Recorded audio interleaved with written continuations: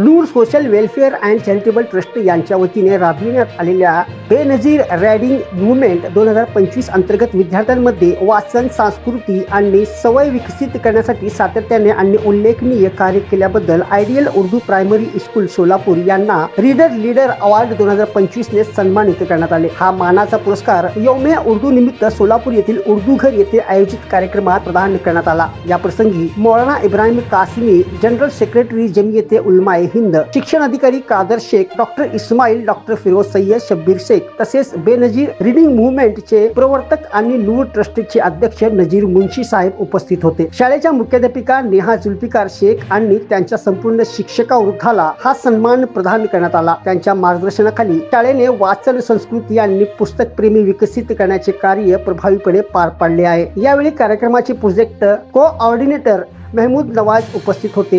Benazir riding मूव्हमेंटमुळे शाळांमध्ये वाचनाची नवी चळवळ सुरू झाली असून विद्यार्थ्यांमध्ये ज्ञानप्रेम आणि भाषिक कौशल्य वृद्धिंगत होत आहे।